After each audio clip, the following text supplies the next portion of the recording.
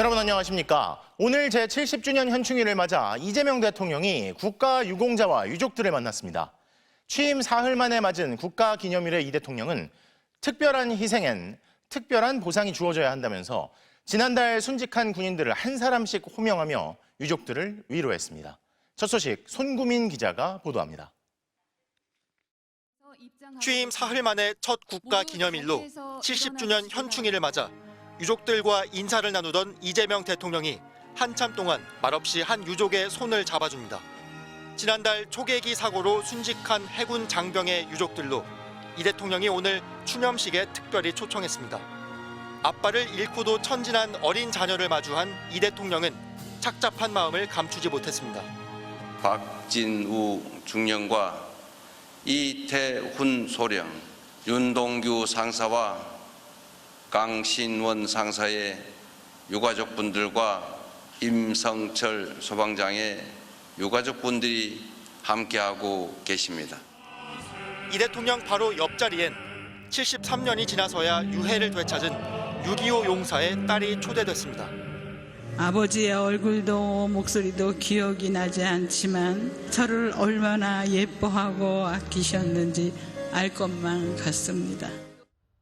이 대통령은 추념식 내내 왼쪽 가슴에 진관사 태극기를 달았습니다. 귀퉁이가 뜯겨진 진관사 태극기는 일제시대 3.1운동 직후 제작된 것으로 조국에 헌신했던 독립유공자들에 대한 새 정부의 역사인식을 드러낸 것으로 풀이됩니다. 특별한 희생에는 특별한 보상이 주어져야 합니다. 모두를 위한 헌신이 그 어떤 것보다 영예로운 나라가 되어야 합니다. 12.3 내란에 휘말려 수뇌부가 줄줄이 재판을 받고 있는 국군 장병들의 사기를 고려한 발언도 이어졌습니다. 군 경력에 대한 정당한 보상을 현실화하여 국가 유공자와 제대 군인의 헌신에 합당한 예우를 갖추겠습니다. 참석한 여야 인사들은 물론 조희대 대법원장과도 다시 한번 웃으며 악수를 나눈 이 대통령은 행사가 끝난 뒤에도 유공자 유족과 대화를 나누며 한동안 자리를 떠나지 않았습니다. MBC 뉴스 송구민입니다. 이재명 대통령이 취임 사흘 만에 추가로 단행한 참모진 인선 역시 현실적인 문제 해결이 우선순위였습니다.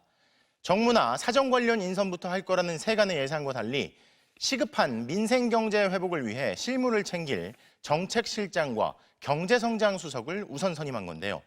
책임과 미래, 유능을 골자로 한 첫 대통령실 조직 개편안도 내놨습니다. 김정우 기자가 보도합니다.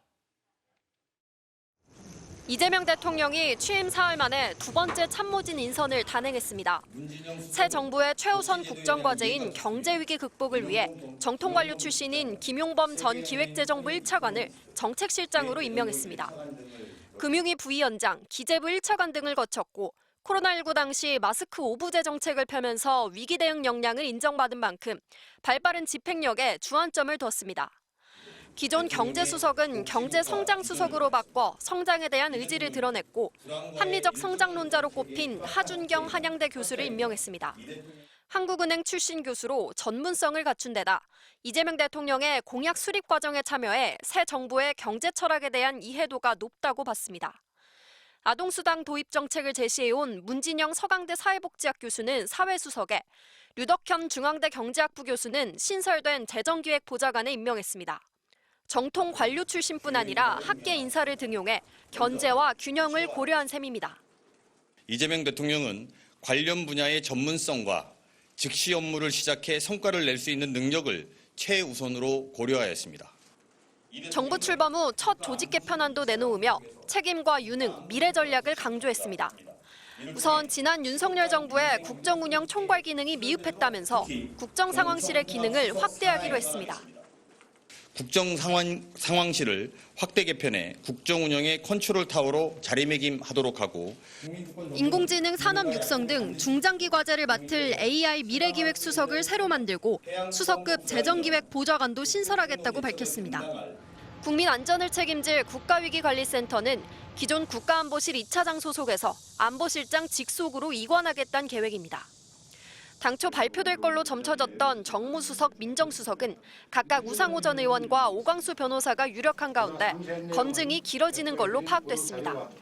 핵심 인사인 경제부총리에 대한 고심은 깊어지는데 구윤철 전 국무조정실장과 이호승 전 정책실장 등 관료 출신뿐 아니라 비기재부 출신 현역 의원도 검토 중입니다. MBC 뉴스 김정우입니다. 어제 국회 본회의를 통과한 이른바 3대 특검은 다 합치면 검사만 최대 120명 투입될 수 있는 역대 최대 규모입니다. 윤석열 전 대통령 부부 관련 의혹을 전담하는 검찰청 하나가 신설되는 셈인데요. 실체 규명 요구에 적극적으로 답하지 않고 재임 기간 내내 특검법의 거부권을 행사했던 윤 전 대통령이 자초한 결과라는 지적이 나옵니다. 구나연 기자입니다. 지난 5월 16일 경찰이 국토교통부와 양평군청 등을 동시다발 압수수색했습니다.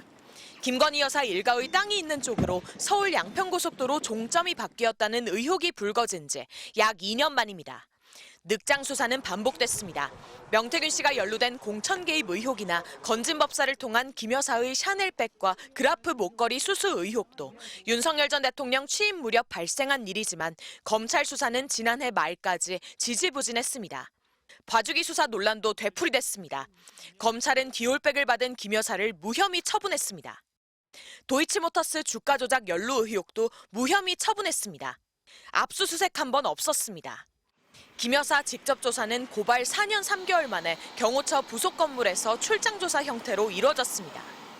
들통날 거짓말도 반복됐습니다. 누구를 공천을 주라 이런 얘기는 해본 적이 없습니다.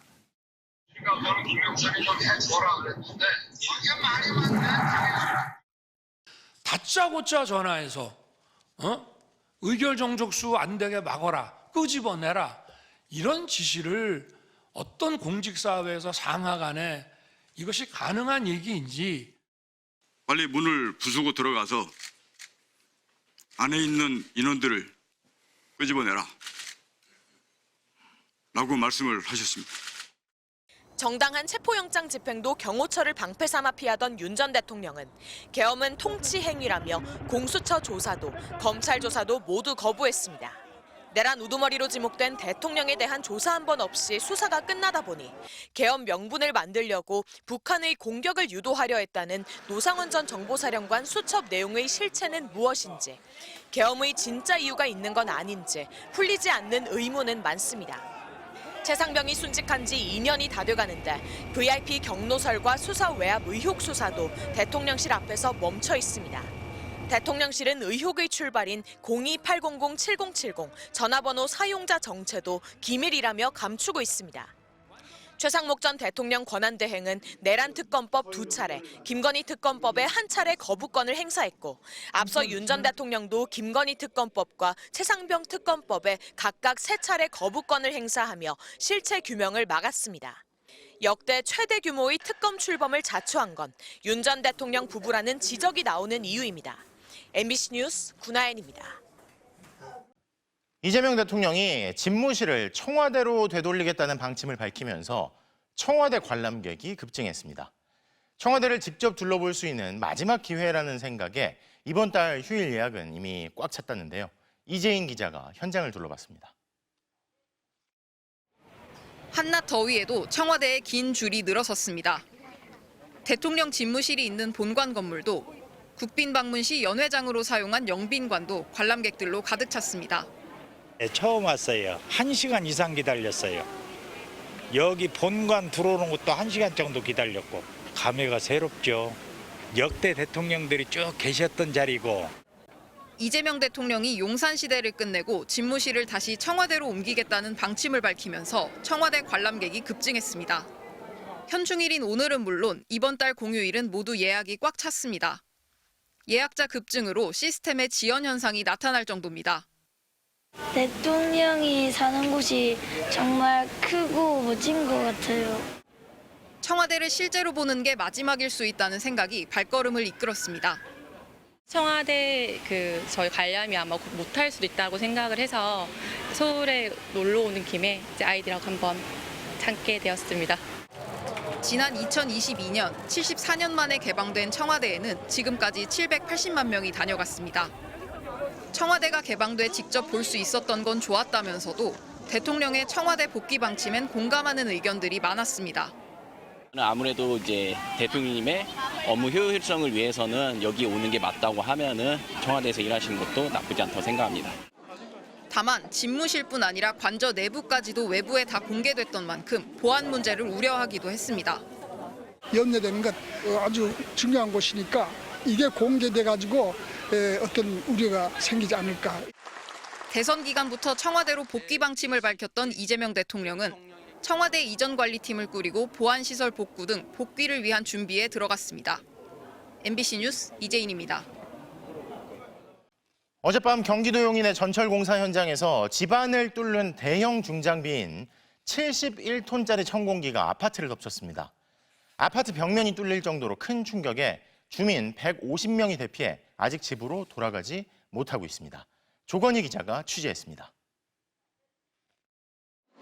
집안에 구멍을 뚫는 천공기가 15층 아파트를 덮친 채 기대어 있습니다. 작업자들은 공중에서 불꽃을 튀기며 천공기를 잘라냅니다. 어젯밤 71톤짜리 천공기가 아파트 쪽으로 넘어지면서 아파트 벽면 일부와 베란다 등이 파손됐습니다. 집이 막 흔들흔들하면서 그러니까 건물 무너진 줄 알고 처음에는 지진 났다고 생각을 했는데 내가 지금 72인데 너무 무섭더라고. 철도공단 등 관계당국은 밤샘 수습 작업을 벌였고 오늘 오전부터는 기중기 3대를 동원해 천공기를 고정하고 해체 작업에 들어갔습니다. 다친 사람은 없었지만 60여 가구, 주민 150여 명이 대피했습니다. 일부 주민은 충격으로 호흡곤란 증세를 보여 병원에서 치료를 받기도 했습니다. 유관 검사로는 구조적인 문제가 없다는 판단이 나왔지만 아파트에 큰 충격이 가해진 터라 정밀 안전진단이 끝나기 전엔 귀가할 수도 없습니다. 아파트 정문은 보이다시피 통제선으로 이렇게 막혀 있고요. 이 옆엔 안내문이 붙어 있는데 택배기사에게 물건을 옮기지 말고 먼저 전화를 달라는 내용과 함께 이 위에는 안전검사가 끝나야 입주할 수 있다는 안내문이 붙어 있습니다. 어제 반바지 차림에 진짜 그냥 입은 옷 그대로 나오긴 했는데 당장 갈아입을 옷도 없고 그래서 지금 들어가서 옷을 좀 갖고 오려고. 천공기는 아파트 바로 옆인 인덕원 동탄 복선전철 공사 현장에서 쓰러졌습니다. 사고 당시 작업 중은 아니었고 엿새 전 마지막 작업 이후 대기 중이었습니다. 베란다를 열면 바로 앞에서 있는 거예요. 불안하죠. 혹시라도 넘어오지 않을까 그런 생각도 하긴 했어요. 고용노동부와 철도공단 등 관계당국은 천공기 해체 작업을 마친 뒤 정확한 사고 원인을 조사하겠다고 밝혔습니다. MBC 뉴스 조건입니다.